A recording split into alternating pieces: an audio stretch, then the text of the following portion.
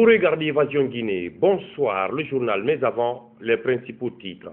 Les affrontements se sont poursuivis encore entre forces de l'ordre et manifestants suite à l'appel de l'opposition à manifester de nouveau ce mardi. Dans la haute banlieue de la capitale, la circulation est restée complètement bloquée et les commerces fermés. Et puis la journée du lundi a été émaillée de beaucoup de violences. On dénombre plusieurs blessés qui ont été admis dans certains centres hospitaliers de la place. D'autres alités à la clinique mère et enfants ont reçu la visite de certains leaders politiques. 5 morts et 2 autres dans un état désespéré. C'est le bilan d'un accident de la circulation ce mardi à Nongotadi dans la commune de Ratoma. Les victimes, toutes des élèves, étaient à bord d'un 4x4 sur le chemin de l'école. Bienvenue à tous dans ce journal. Les affrontements entre manifestants et forces de l'ordre continuent dans les rues de Conakry, notamment dans la haute banlieue de la capitale. Bilan, plusieurs dégâts matériels, des blessés et morts d'hommes. Explication, Ben Omar Silla. Depuis 48 heures, certains quartiers de Conakry vivent entre vandalisme et violence. Des manifestants et les forces de l'ordre s'affrontent dans les rues sans merci. Conséquence, des boutiques, concessions et véhicules vandalisés, des personnes blessées, d'autres tuées. À Matam, l'un des quartiers favorables à l'opposition a enregistré des cas de blessés, notamment cet enfant Mohamed Silla, âgé de 3 ans, qui a vu tomber sur sa tête une bombe lacrymogène alors qu'il jouait sur sa terrasse. Cette autre victime aurait été blessée dans sa chambre par les agents de police et de la gendarmerie.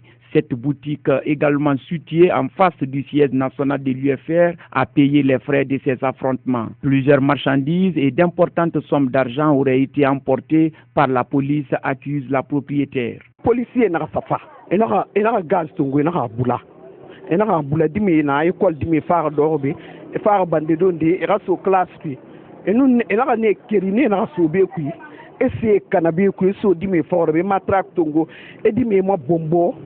Enta masal dini na rena be korna be fna na be na carton na naki ene mamu en vitre bo e war se na rango e tungo e siga mo ga susu kobri na be mo sare na matir samedi dimanche na kobri na be ne fantungo ene fambilin kani e ke dole me fa hambi o bar betan du sanso non dole na kianare e ke me ne fa hambi fa gaz bula kurku man gaz bula ngoni be mbarna fetan na tan fetan mo condamné. À Amdalaï, l'offensive et la réplique ont été violentes entre la gendarmerie et les manifestants.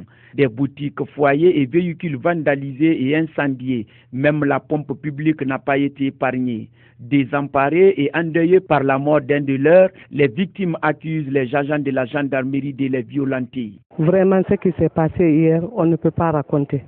Le matin, tout marchait bien. Vers 13h, les gendarmes sont venus nous jeter des cailloux, jeter de gaz lacrymogène, insulter les femmes.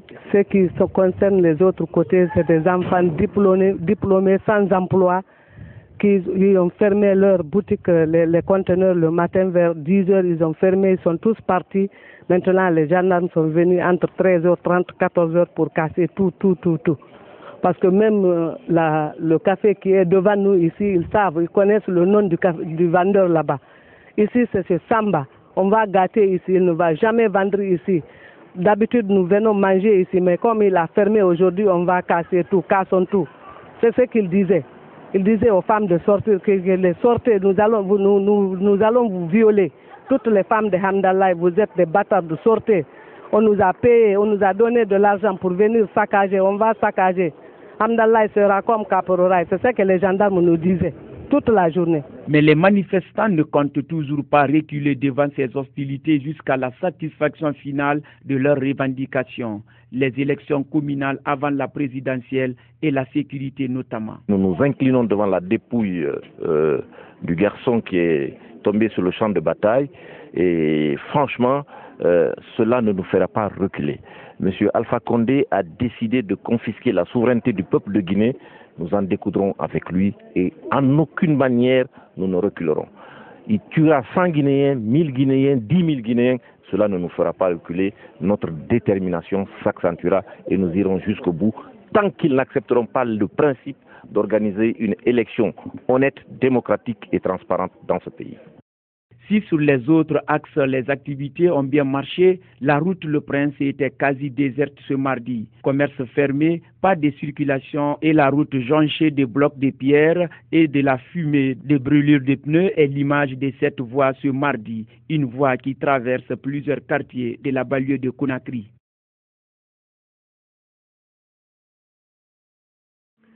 Et puis le dispositif sécuritaire reste toujours renforcé au niveau des carrefours ronds-points de la capitale sur l'axe Anderlecht-Bambeto-Kouza, rendu impraticable ce mardi à cause des hostilités que connaissent ces tronçons depuis lundi. Les forces de l'ordre maintiennent toujours le dispositif de sécurité. Le directeur central des unités d'intervention de la police appelle les manifestants à la retenue et invite les politiques à privilégier le dialogue. Il est au micro de Ben Oumar Silla. Bon, on dit partout, la police est rentrée dans les quartiers, ils font ceci, ils font cela. Or, vous voyez ces étages-là, c'est là-bas les gens s'iraient si vous descendez les cailloux. Moi, c'est ici, j'ai été blessé. Vous voyez, l'étage qui est là, c'est là-bas, le caillou est descendu sur moi. Bon, on ne peut pas tout dire. Mais quand on dit ça, quelqu'un qui t'a blessé, tu l'as vu rentrer dans une concession, tu es énervé, tu vas derrière lui, on dit, il a violé, il a fait. C'est pour cela qu'on a donné des instructions fermes à nos agents, quel que soit le dégât, le risque qu'ils ont encouru sur la voie publique, ils voient celui qui les a fait ce mal rentrer dans une cour, ils n'ont qu'à le laisser. Il ne faut pas qu'il rentre parce que ça sujet de discussion, ça crée de la polémique, comme ce qu'on est en train de dire. Vous ne verrez aucun agent, je vous prie, le caméraman n'a qu'à prendre agent par agent, vous ne verrez aucun agent même avec le pistolet. Je suis le seul qui a mon pistolet sur moi et ça, vous ne me verrez jamais, on n'a qu'à intervenir jusqu'à demain, vous ne me verrez jamais enlever ça de son étui pour faire quoi que ce soit. Donc, je voudrais que vous nous aidez, on n'a pas besoin de ça, il y a d'autres voies pour se faire comprendre que ça. On en a trop vu, beaucoup sont morts, nous il y a trop de blessés, la population n'a qu'à être tranquille, nous sommes des policiers républicains, nous sommes des agents de sécurité républicains, nous savons que c'est une année électorale, nous avons reçu la formation pour cela, nous avons reçu les consignes et je suis sûr que l'État petit à petit va améliorer nos conditions de travail et nous ferons tout pour que ce pays-là, l'élection soit assurée, la sécurité soit assurée des citoyens et de leurs biens, que le pays-là ne devienne pas comme les pays que nous avons connus. Quand un pays, il y a l'anarchie, les badauds qui sont en train de barrer la route là, les loubards qui sont là, à la minute il se déclare général, il a un clan, il prend l'arme, il tue qui il veut, il prend les biens de qui il veut, il prend la femme de qui il veut.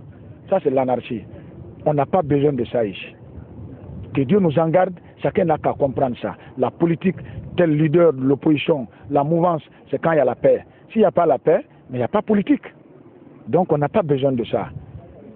Hein, que les gens nous comprennent, nous sommes là pour tout le monde. Par ailleurs, de Matoto, en passant par l'aéroport jusqu'au grand marché Madina, la circulation restait fluide et les populations vaquaient tranquillement à leurs préoccupations. Nadi Kamara, Lansana Traoré. Sur l'autoroute Fidel Castro, la demande de poursuivre les manifestations de rue par l'opposition n'a pas été respectée ce mardi sur cet axe. Les véhicules circulent normalement, pas d'anomalie enregistrée et les citoyens vaquent tranquillement à leurs affaires. Depuis le matin, nous sommes au Carrefour Tanéré ici. Pour le moment, il n'y a pas de problème. Mais vers Amdallah et Bambeto là-bas, ça ne va pas là-bas. Mais nous, ici, le dispositif qui est là, pour le moment, vraiment, pour le moment, tout se passe bien sur l'autoroute là, pour le moment. Dans les marchés de Matoto, Taneri et Avaria, les femmes vendeuses font leur petit commerce sans problème comme d'habitude. C'est ici que nous cherchons notre pain quotidien. Nous voulons la paix. Aujourd'hui, ce qui nous intéresse le plus, c'est notre quotidien. Nous souhaitons que les chefs trouvent vite la solution à cette crise. Pour le moment, tout se passe bien ici, sans problème. Il n'y a aucun mouvement ici à Avaria. Nous sommes tous sortis ce matin et il y a la clientèle aussi. Il n'y a aucun bruit ici. Nos petits commerces marchent très bien. Quant au grand marché de Madina, les activités commerciales sont un peu au ralenti. À Inipra, par exemple, certains magasins sont fermés, mais quelques commerçants ont ouvert leurs boutiques. Pour le moment, à Madina, notre centre commercial Africoff, nous quand même on est venu pour travailler, le groupe est allumé. Bon, il y a certaines qui sont venues, beaucoup de personnes, mais les autres ne sont pas venus. Nous on est venus pour travailler.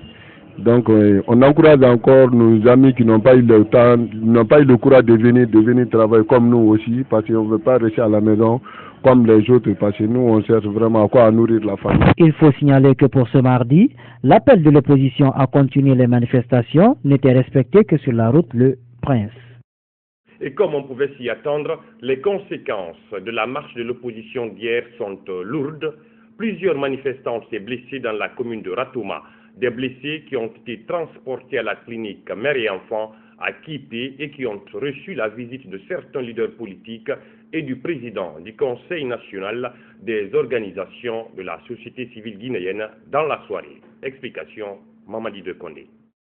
7 blessés ont été transportés lundi à la clinique mère et enfant, la plupart touchés par balle. Certains affirment qu'ils n'étaient pas dans la marche. Ouais. J'étais en train de partir pour chercher ce que j'ai des jeunes. La balle m'a trouvé là-bas. Alhamdulillah.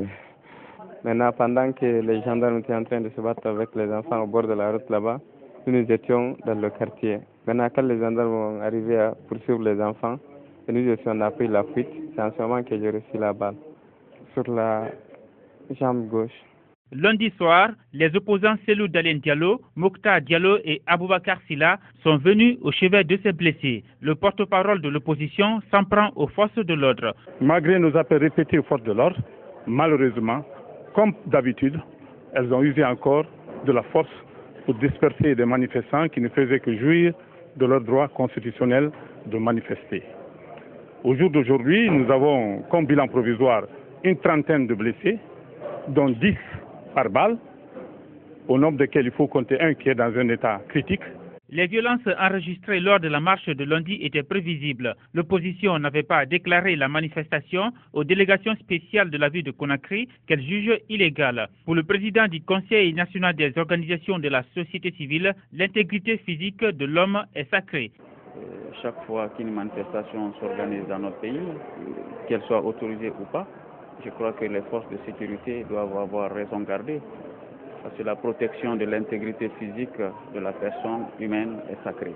Et dans l'exercice du droit civique, ça demande beaucoup plus de responsabilité de la part de l'autorité, mais beaucoup plus de civisme de la part aussi des citoyens. Dansa Kourouma dit ne pas encourager les marches. Il appelle pouvoir et opposition à donner une chance au dialogue.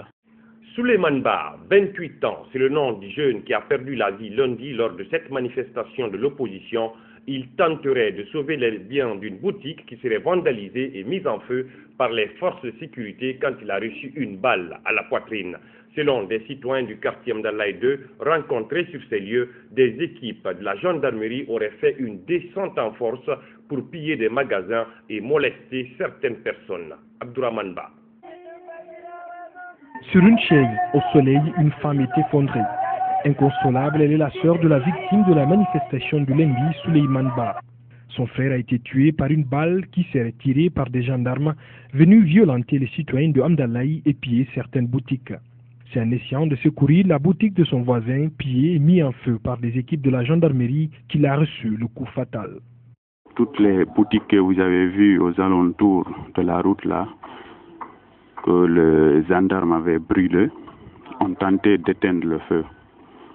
Mais brusquement comme ça, un gendarme l'a tiré dessus au niveau de la poitrine. Il a couru un peu, jusqu'ici, à peu près 20 mètres comme ça, il est tombé. Il a dit qu'on m'a tiré. Il a pris pour l'amener au niveau de l'hôpital de Jean-Paul II. Mais arrivé à Jean-Paul II, il avait déjà rendu l'âme. Ça nous a énormément étonnés. Parce que il n'y avait aucun trouble au niveau de ce taxe. Tout ce qui se passait au niveau de la route de Prince, route principale. Les causes de cette mort font débat dans la cité, puisque le gouvernement écarte le fait qu'il soit tué par une balle réelle. Mais son collègue du quartier dit avoir tout vu. Je certifie que le gendarme avait un pistolet. Il n'est même pas le seul, il a tiré sur lui. Il a été impossible pour la famille victime d'attester la cause de la mort de Souleymane par un médecin dans les hôpitaux visités. Elle témoigne que dans ses services, l'ordre a été donné, leur a expliqué les médecins de ne recevoir aucun corps de manifestants. On a resté un peu, discuté, essayé d'arranger s'ils pouvaient le faire. Lui aussi, le DG a dit que c'était plus fort que lui. C'était le ministre de la Santé, M. Dr Rémi Lama, qui avait donné qu'on appelle l'ordre de ne pas le faire. Une situation qui pose un obstacle à cette famille qui voulait porter plainte. Comment faire une enquête maintenant? On n'a pas de pièces justificatives solides. Si on avait fait la radio, s'il acceptait, s'il était blanc, tout blanc dans l'affaire, pourquoi on n'a pas accepté ça? Parce qu'on était même prêt à payer l'argent pour le faire. Ils ont refusé catégoriquement. Dans la boutique saccagée, le propriétaire regrette la perte de toute son économie qu'il dit avoir cherché pendant longtemps. La maison de son voisin n'a pas été épargnée par cette descente inopinée des gendarmes. Ils ont pris mon argent. J'avais au moins 7 200 000 francs guinéens dans cette boutique. C'est après ça qu'ils sont revenus pour reprendre ma marchandise. On était dans la cour, ils sont venus avec leurs matelas, ils ont cassé les 3 véhicules, prendre ce qu'ils peuvent envoyer. Pour l'heure, Souleymane Ba est le seul qui a succombé à ses blessures parmi les 9 autres personnes aussi atteintes. Un bilan bien provisoire puisque sur l'axe Andalaï, les scènes d'accrochage entre manifestants et forces de l'ordre massivement déployées se poursuivent. Pendant que l'opposition est dans la rue pour manifester contre l'insécurité et le chronogramme électoral, la CENI, elle, organisait tout simplement ce mardi une journée d'information électorale en toile de fond, la présentation des résultats de l'installation et la formation de ses démembrements, entre autres. Compte rendu, Ouleimatou Kourou Diallo. Informer la classe politique, la société civile, les médias et l'administration sur l'état d'avancement des opérations électorales en matière de mise en œuvre du chronogramme électoral de l'élection présidentielle et surtout leur permettre d'échanger et poser toutes les questions sur l'avancement de la procédure électorale guinéenne.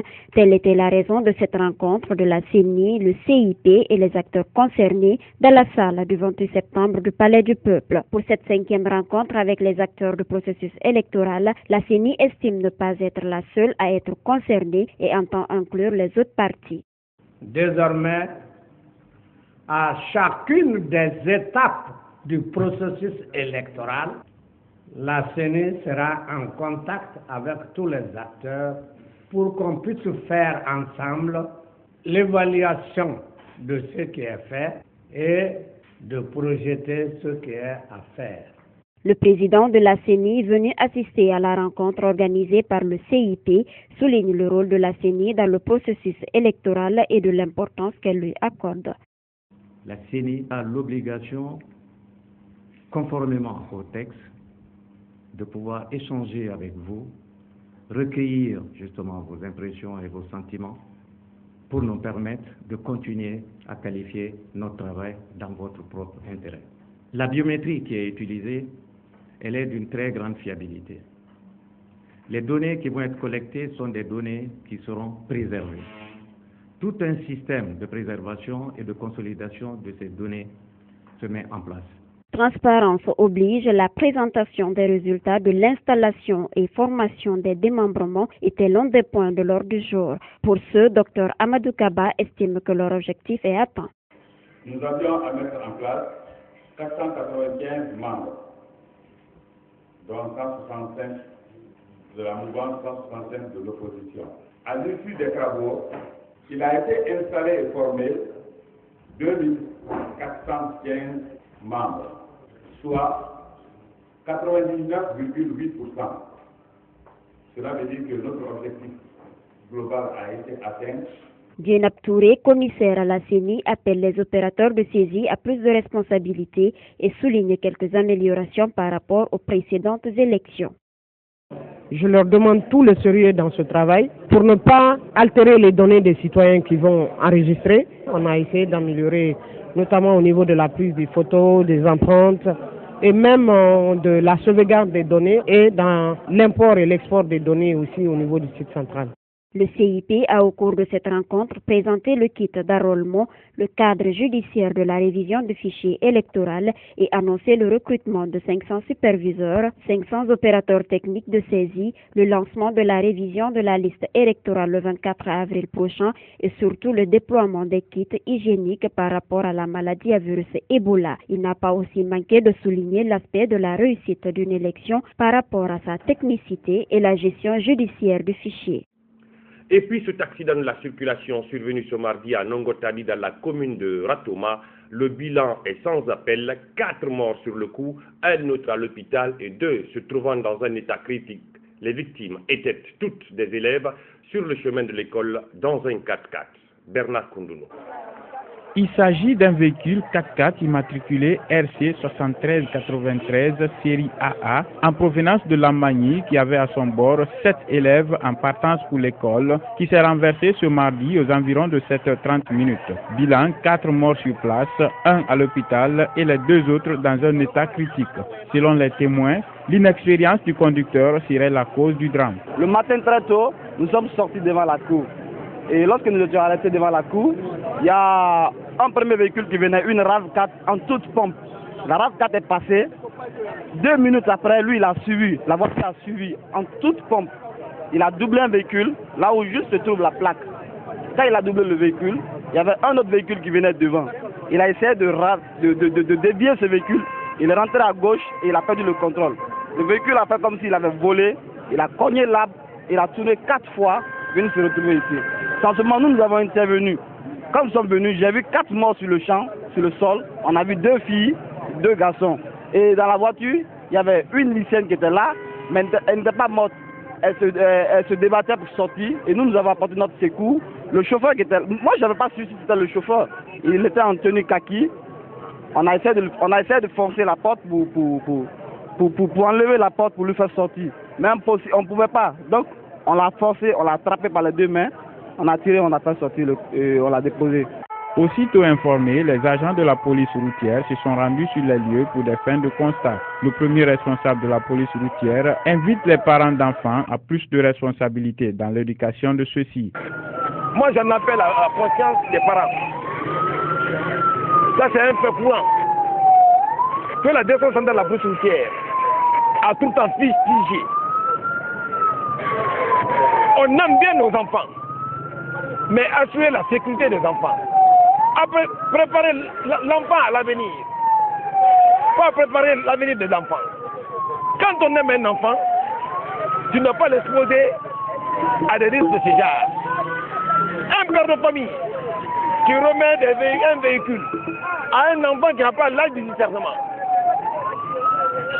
il vient commettre des dégâts comme ça. Il en est responsable. Nous sommes responsables du comportement des enfants. Les victimes de ce drame sont des élèves dont l'âge varie entre 12 et 17 ans. Au moment où nous quittions les lieux, les 4 corps étaient déjà transportés à la morgue par une ambulance de la protection civile. Et puis ce phénomène qui prend de l'ampleur au sein de la gente féminine, il s'agit de l'utilisation des fossiles par les femmes et les jeunes filles pour se faire une beauté et surtout pour séduire. Une pratique qui pourtant n'est pas sans conséquence sur la vision, selon les spécialistes. Les précisions avec Sayoun Djoubatié. Paraître belle reste aujourd'hui le souci majeur de nombreuses femmes et jeunes filles guinéennes. Pour cela, elles utilisent les fossiles, surtout lors des cérémonies de mariage, baptême. Une façon pour elles d'avoir une nouvelle beauté afin de séduire et attirer les hommes. La femme doit chaque fois se rendre belle. En plus, j'ai un mariage, donc je mets les fossiles pour être belle et séduire pour avoir un homme. Parlant des qualités de fossiles et celles qui l'utilisent, c'est difficile de trouver actuellement les fossiles originaux. Les commerçants qui les importent amènent des fossiles en synthétique. Celles qui achètent ne connaissent pas la différence. Il y a aussi des cols qui ont beaucoup de gaz et ça peut jouer sur les yeux. Nous savons quel type de fossiles utiliser pour chaque client. Les cils ont un rôle important pour les yeux. Ils sont là pour protéger le globe oculaire contre les poussières et contre certaines agressions microbiennes. Ils donnent également de l'esthétique au visage, une beauté au visage. Alors nos sœurs qui l'utilisent, c'est pour renforcer cette beauté. Pour Dr Mamadou Ouriba, ophtalmologue au CHU de Donka, les fossiles, tout comme les autres produits, calés, crayons, ont des aspects négatifs sur la vision. C'est des produits de la même manière que les calés, les crayons que les gens utilisent. C'est des produits qui sont irritants Ils sont là tout le temps. Il y a une petite partie qui passe à la surface du globe qui irrite l'œil. L'œil est en permanence irrité. À la longue, donc, l'intéressé va toujours se plaindre de larmoiement, de photophobie, ne supporte plus la lumière. À la longue, donc, ça peut donner des troubles visuels, à type de sensation de malaise. Précisons toutefois que l'utilisation des fossiles, la pose des ongles artificiels, l'épilement des sourcils et autres sont des pratiques qui ont des conséquences néfastes chez les femmes. Incroyable mais vrai, sur le Niger, entre Kouroussa et Diaragbila se trouve un bac, pas comme les autres. Sa particularité, il n'a ni moteur et ni câble. Un bac qui fonctionne grâce à la force physique des jeunes riverains venus chercher des sous pour joindre les deux bouts. Une chose spectaculaire qui a attiré l'attention de notre équipe de reportage de passage dans cette localité de Kouroussa. Image d'Ibril Mara, commentaire Lansana Traoré. Nous sommes à Yeregbela, un district de Kouroussa situé à 590 km de Conakry. Là, sur le fleuve Niger, existe un bac. Ce bac sans moteur fait traverser les véhicules à l'aide des forces physiques des jeunes villageois venus chercher leur pain. Une activité qui se fait avec beaucoup de difficultés. Bon, avec la force de la Nufanka, nous faisons traverser les véhicules dans ce bac avec notre force. Il n'y a pas de prix fixe pour le passage. Les seules difficultés, ce sont les efforts que nous fournissons, mais on le fait avec.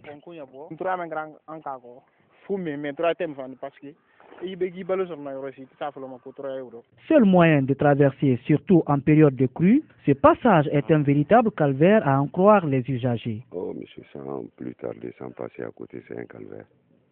Ça, il faut le reconnaître, c'est un calvaire. Parce que la traversée Kouroussa, Daoué, Guérebela cause beaucoup de problèmes. On vous a dit que ça, c'est la grenier de la préfecture de Kouroussa. Donc, tous les biens de Kouroussa reposent par là. Donc, c'est un coin qui est très, très, très, très important pour Kouroussa. Mais cette traversée, les somonos qui sont auprès de nous ici, c'est eux qui prennent ça en charge. Tu vois le bois, c'est le bois qui fait traverser les gens. C'est imprudent. Prendre 4-5 véhicules dans un bac, c'est pas facile. Donc il ne faut pas qu'on passe à côté, mon frère, c'est un calvaire la traversée. Pourtant, les autorités locales et administratives sollicitent un pont sur ce fleuve pour relier Kouroussa à son grenier. Nous avions tout le temps sollicité cela. Et le maire de la commune, les sages de Kouroussa et le député que je suis, nous avons chacun, et de façon groupée, demandé au gouvernement de mettre tout en œuvre pour réaliser le pont sur ce fleuve qui va réduire les difficultés et qui va joindre désormais de façon très rapide Kouroussa à son grenier. Le grenier de Kouroussa, c'est le Sankaran. Le Sankaran se trouve derrière ce fleuve et une partie de Béredou. Ainsi, les Kouroussaka auront accès plus facile à Bamfele, Béredou, Douako, mais également à Farana et à Kisidou. La Guinée a désormais une race bovine propre à elle. Il s'agit de la race Ndama, un bœuf qui résiste aux infections causées par les mouches et aux conditions climatiques difficiles. Cette race d'origine guinéenne, précisément de Gawal, est en pleine expansion en Afrique pour sa tolérance à la trypanosomiase. Aujourd'hui, des géniteurs Ndama sont conservés et distribués aux éleveurs guinéens par le projet de gestion du bétail endémique. Les origines et les caractéristiques particulières de Ndama, c'est dans ce reportage signé Ben Oumar Silla. L'Andama est une race bovine trypanotolérante d'origine guinéenne démontrée par toutes les recherches du monde. Sans bosse, à cornes longues, des pattes courtes avec l'ossature fine, l'arrière large et bien musculé. L'Andama résiste à la trypanosomiase causée par les tiques des mouches tchétchées et aux conditions climatiques, ce qui font d'elle la seule race pouvant être élevée partout sans trop de problèmes. C'est le seul animal qui peut vivre ici et produire dans ces conditions difficiles par rapport à certaines races. Donc, pour ne pas utiliser d'autres techniques de lutte contre cette maladie, vous pouvez utiliser la chimiothérapie, mais ça peut être toxique. Vous pouvez utiliser la méthode physique, chercher à tuer les mouches, mais les gens de l'environnement ne vont pas l'accepter. Donc, la meilleure façon de chercher l'animal qui s'adapte à ce milieu. Donc, c'est pour qu'on dit que l'animal est trypanotolérant. On parle d'endémicité par rapport à cette maladie qu'on appelle la trypanosomiase.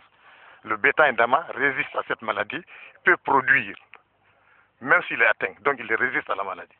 Donc c'est déjà, il n'y a pas d'autre méthode de lutte. Sinon, si vous voulez lutter contre toutes ces trypanosomiases, il faut au moins $500 par animal.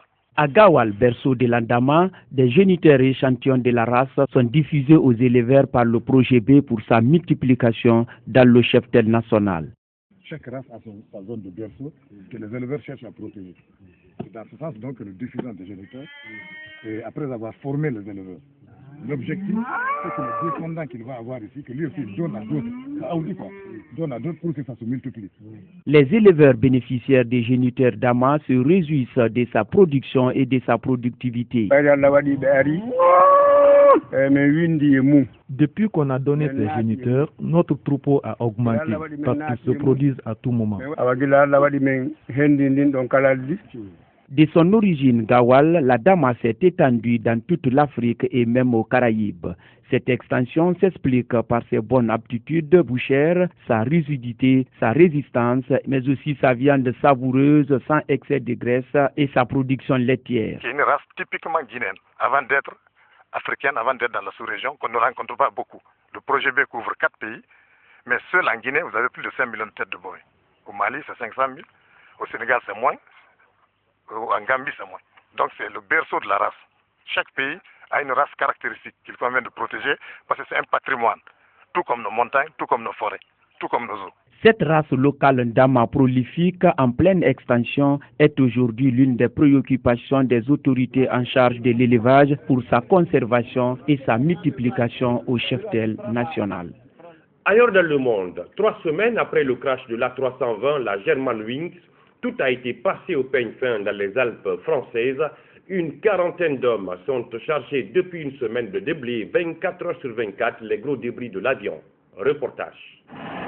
Des dizaines d'hommes, secouristes et enquêteurs, ratissent encore ce couloir montagneux contre lequel l'Airbus A320 s'est écrasé. L'un après l'autre, les débris, quelle que soit leur taille, sont récupérés et rassemblés dans ces immenses sacs blancs, ensuite acheminés par hélicoptère en contrebas du massif.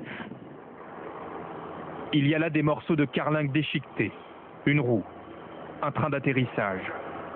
Près de 50 tonnes de matériaux ont ainsi été récupérés. 90% du site a déjà été nettoyé. Dans les prochains jours, les débris entreposés dans des bennes seront acheminés par camion vers Marseille pour être stockés dans un hangar sécurisé où ils seront conservés le temps de l'enquête. Il y a des cas où l'examen des débris apporte quelque chose. Par exemple, parce qu'on pourrait y retrouver des informations qui n'ont pas été enregistrées. Mais en l'occurrence, les débris sont tellement fragmentés et les circonstances de l'accident seront bien déterminées par l'examen des boîtes noires que je ne pense pas qu'on retirera de l'examen des débris des informations nouvelles. À ce jour, l'analyse des boîtes noires justement ne laisse quasiment aucun doute sur l'origine du crash et la volonté suicidaire du copilote, Andreas Lubitz. Dans le massif des 3 évêchés, les travaux de dépollution, notamment le traitement du kérosène, devraient se poursuivre durant plusieurs semaines, voire plusieurs mois encore. Une société privée, payée par les assureurs de la compagnie allemande, devrait prendre progressivement le relais des gendarmes et des pompiers qui, depuis 3 semaines, conduisent les opérations. Le Premier ministre irakien est reçu ce mardi à la Maison-Blanche. Il devrait de nouveau demander plus d'aide à Barack Obama, et cela pour lutter contre l'organisation de l'État islamique qui tente en ce moment de prendre notamment Ramadi à 150 km à peine de Bagdad. Suivez. Dans les salons de l'aéroport de Bagdad, un dernier passage devant les caméras avant d'embarquer. Le Premier ministre fait part de ses demandes principales. La première chose est une augmentation significative des raids aériens et des livraisons d'armes. C'est essentiel. Il y a déjà eu une augmentation des frappes et je suis reconnaissant, mais nous voulons plus. En plus des armes, Haider al-Abadi compte demander des drones. Par ailleurs, il souhaite aussi obtenir un retard des paiements pour toutes ces livraisons, les finances du pays étant affectées par la chute des prix du pétrole. Les États-Unis sont les principaux alliés de Bagdad dans sa lutte contre l'organisation de l'État islamique, des djihadistes qui contrôlent un tiers du pays. Les bombardements de la coalition ont commencé en août dernier. Il y a quelques jours, la reconquête de la ville stratégique de Tikrit a été une étape importante. Mais la bataille fut difficile. Avant la visite du Premier ministre irakien, le vice-président américain s'est voulu optimiste. Des milliers de combattants de Daesh ont été éliminés ou chassés. Leur capacité à se rassembler et à s'organiser a été grandement dégradée. Mais la bataille va être longue. Je ne veux pas peindre un tableau trop optimiste, même si l'ère d'invincibilité de Daesh est terminée. Et ça, c'est important. Le Premier ministre irakien sera reçu dans le bureau ovale de la Maison-Blanche, un honneur, signe de la bonne entente entre Bagdad et Washington en ce moment. C'est la fin de cette édition d'information, mesdames et messieurs. Merci de votre aimable attention. L'info, c'est aussi notre site www.groupeevasionguinée.info et bonsoir sur vous.